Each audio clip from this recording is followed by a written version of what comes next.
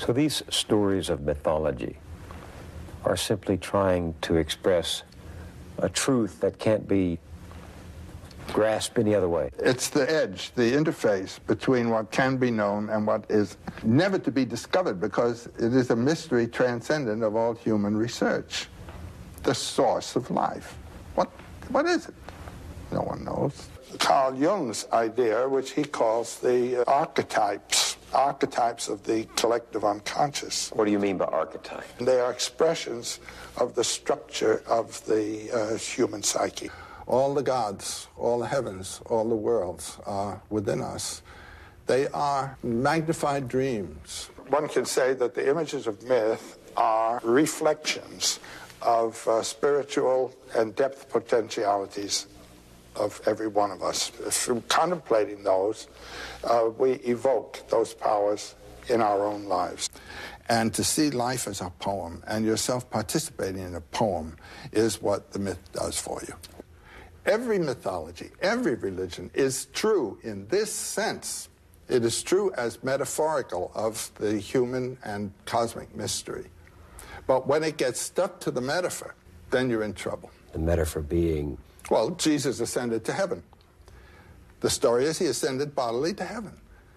So this is metaphorical of something. You don't have to throw it away. All you have to find is what it's saying. What do you think it is saying? What it's saying is he didn't go out there, he went in here, which is where you must go too, and ascend to heaven through the inward space to that source from which you and all life came. That's the sense of that. But aren't you undermining one of the great cardinal doctrines of the traditional classic Christian faith, the death, the burial, and the resurrection of Jesus? That would be what I would call the mistaken reading of the symbol. That's reading it in terms of prose instead of in terms of poetry. That's reading a metaphor in terms of the denotation instead of in terms of the connotation. You understand that? It's a purely literary problem. Now, we want to think about God. God is a thought. God is a name. God is an idea. But its reference is to something that transcends all thinking. The ultimate mystery of being is beyond all categories of thought. The best things can't be told because they transcend thought. The second best are misunderstood because those are the thoughts that are supposed to refer to that which can't be thought about, you know, and one gets stuck with the thoughts. The third best are what we talk about, you see. And myth is that field of reference, metaphors referring to what is absolutely transcendent. I think it's important to live life with a knowledge of its mystery and of your own mystery. He who thinks he knows doesn't know. He who knows that he doesn't know, knows. The ultimate unqualified mystery is beyond human experience. It becomes inflected. As they say, there is a condescension on the part of the infinite to the mind of man, and that is what looks like God.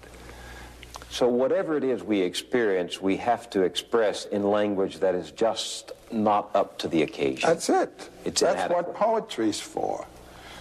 Poetry is a language that has to be penetrated. It doesn't shut you off. It opens. It's the rhythm, the precise choice of words that will have implications and suggestions that go past the word is what has to happen. And then you get what Joyce calls the radiance, the epiphany. The epiphany is the showing through of the essence. Beyond names and forms. No tongue has soiled it. No word has reached it. Words are always qualifications and limitations. Our way of thinking in the West largely is that God is the source of the energy.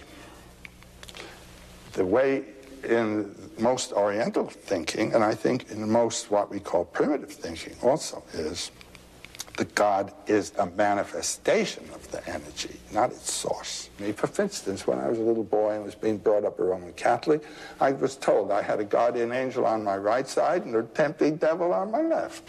When it came to making a decision of what I would do, the decision would depend on which one had most influence on me. And I must say that in my boyhood, and I think also in the people who were teaching me, they actually concretize those thoughts. That angel is a fact, and the devil is a fact. Do you see? Otherwise, one thinks of them as metaphors for the energies that are afflicting and guiding you. This is why clowns are good in religions, because they show that the image is not a fact, but it's a reflex of some kind, and yet they are the creator God at the same time. This makes the point, I am not the ultimate image, I am transparent to something through me, through my funny form, and mocking it, and you really get the sense, which if I had been a big sober presence, you get stuck with the image. But when you think everything's just that way, trick comes in, it all blows, and you get the becoming thing again. Religion is a defense against a religious experience. It has reduced the whole thing to concepts and ideas, and having the concept and idea short circuits the transcendent experience, the experience of deep mystery is what one has to regard as the ultimate religious experience. The image of God becomes the final obstruction. Your God is your ultimate barrier. And that's why it's a peak experience to break past all that every now and then, to realize, I think so. And from the Upanishad, then he realized, I indeed am this creation, for I have poured it forth from myself. In that way he became this creation, and verily, he who knows this becomes in this creation a creator. When you know this, then you've identified with the creative principle yourself, which is the God power in the world, which means in you. It's beautiful. I see that I am this creation, says the God. Or when you see that God says he is the creation, and then you are a creature, well, the God is within you, and the man you're talking to also. And so there's that realization, two aspects of the one divinity. Accord again, harmony again. Wonderful thing. Now, according to the normal way of thinking about the Christian religion, we cannot identify with Jesus. We have to imitate Jesus, but to say, I am God, as Jesus said, is for us blasphemy. However, in the Thomas Gospel, Jesus says, he who drinks from my mouth will become as I am, and I shall be he. Wow, that's Buddhism. We are all manifestations of Buddha consciousness, only don't know it. And the Buddha, the word means the one who waked up, bod, to wake, woke up to the fact that he was Buddha consciousness. And we are all to do that, to wake up to our Jesus within us. This is blasphemy in the normal way of thinking in Christianity, but it's the very essence of Gnosticism and of the Thomas Gospel. And you know who that God is? It's you. All of these symbols in mythology refer to you. You can get stuck out there and think it's all out there. Have you been reborn? Have you died to your animal nature and come to life as a human incarnation? In India, this wonderful Anjali, this greeting, you know what that means? No. That's the greeting of prayer, isn't it? That's what we use for prayer. They greet you with that. That's greeting the God that's in you as you come in. These people are aware of the divine presence. When you enter an Indian home as a guest, you are a visiting deity, and you feel it by God, the way they treat you. It's something in the way of a hospitality that you don't get where you have simply one person and another person. It's a recognition. So I look at you now in that sense, and the radiance of the presence of the divine is known to me through you. Through me? You, sure. A journalist? Jesus also says in this text, he who drinks from my mouth will become as I am, and I shall be he.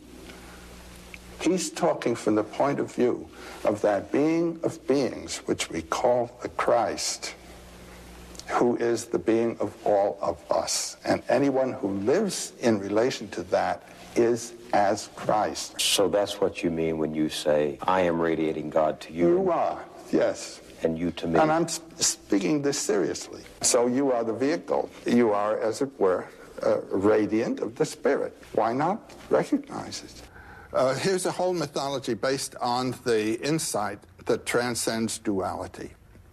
Ours is a mythology that's based on the insight of duality. And so our religion tends to be ethical in its accent. Sin and atonement, right and wrong. It's in the biblical tradition, all the way in Christianity and Islam as well. This business of not being with nature, and we speak with sort of derogation of the nature religions. You get a totally different civilization, a totally different way of living, according to your myth as to whether nature is fallen or whether nature is itself a manifestation of divinity. There was the cobra, the giver of life, as a divine, positive, not negative figure. The Christian story has turned it around because the serpent was the seducer. Well, what that amounts to is a refusal to affirm life. The principal actors are pointing to someone else as the initiator of the fall. Yeah, but it turns out to be Snake. And Snake in both of these stories is the symbol of life throwing off the past and continuing to live. Why? Because the snake sheds its skin, just as the moon sheds its shadow. The snake in most cultures is positive, because the serpent represents the power of life in the field of time to throw off death. And the Buddha represents the power of life in the field of eternity to be eternally alive. Women have paid a great price because in mythology, they are the ones who led to the downfall. Of course they did. I mean, they represent life. Man doesn't enter life except by woman. And so it is woman who brings us into the world of polarities and a pair of opposites and suffering and all. But I think it's a really childish attitude to say no to life with all its pain, you know? To say this is something that should not have been. There's a wonderful formula that the Buddhists have for the Bodhisattva, who realizes his identity with eternity and at the same time his participation in time. And the attitude is not to withdraw from the world when you realize how horrible it is, but to realize that this horror is simply the foreground of a wonder. And come back and participate in it. All life is sorrowful, is the first Buddhist saying, and it is. It wouldn't be life if there were not temporality involved, which is sorrow, loss, loss, loss. You got to say yes to it and say it's great this way. I mean, this is the way God intended it. You don't really believe that? But this is the way it is. And I don't believe anybody intended it, but this is the way it is. All of this, as it is as it has to be, and it is a manifestation of the eternal presence in the world. The end of things always is painful. Pain is part of there being a world at all. Couldn't one draw the philosophy of nihilism? Well, that's not the necessary thing to withdraw. You could say, I will participate in this row, and I will join the army, and I will go to war. I will participate in the game. It's a wonderful, wonderful opera, except that it hurts. There's a passage in Paul's epistle to the Philippians, be as Christ, for Christ did not think godhood something to be hung on to be clung to, but let go and came down and took life in the form of a servant even unto death. Let's say, come in and accept the suffering and affirm it. The coming of Christ to be crucified and illustrating thus the suffering of life removes man's mind from commitment to the things of this world in compassion. It's in compassion with Christ that we turn to Christ. And so the injured one becomes the Savior. It is the suffering that evokes the humanity of the human heart. And by contemplating the cross, you are contemplating the true mystery of life. And that love for this experience, no matter how horrific the experience, the love for it. So there's joy and pain in love. Yeah, but there is. Love, you might say, is the burning point of life. And since all life is sorrowful, so is love. And the stronger the love, the more that pain, but love bears all things. Love itself is a pain, you might say, that is the pain of being truly alive. It's It's whether you're going to say no to the serpent or yes to the serpent. As easy as that. No to the adventure? Yeah, the adventure of being alive, of living. This is it. This moment now is the heavenly moment. And I like the idea that Eden was not, Eden will be. Eden is. The kingdom of the Father spread upon the earth, and men do not see it. I mean, Eden is. You're in the field of time when you're man. And one of the problems of life is to live in the realization of both terms. What's the meaning of the universe? What's the meaning of a flea? It's just there. That's it. And your own meaning is that you're there. Now we are so engaged in doing things to achieve purposes of outer value that we forget that the inner value, the rapture that is associated with being alive is what it's all about.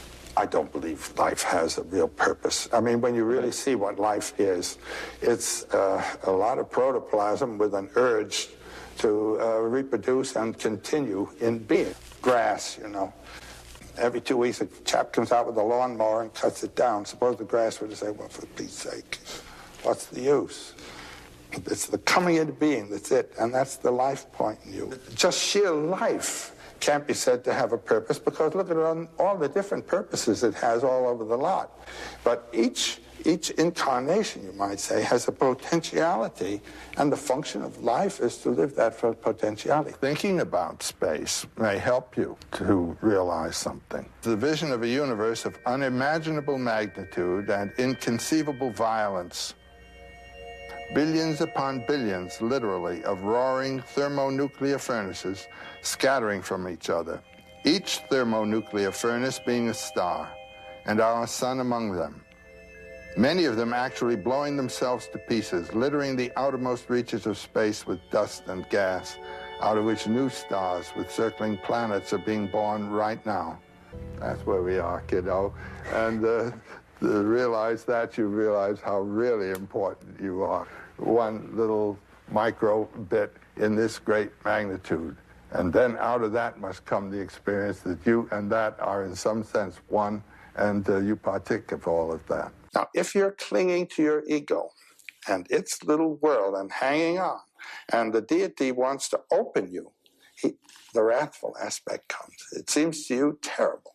But if you are open, and open enough, then that same deity would be experienced as bliss. But how does one worship a metaphor, love a metaphor, die for a metaphor? Well, that's what people are doing all over the place. That's what people are doing all over the place. Dying for metaphors. What does that do to faith? Well, it's a tough one about faith. You are a man of faith. I don't have to have faith. I have experience. What kind of experience?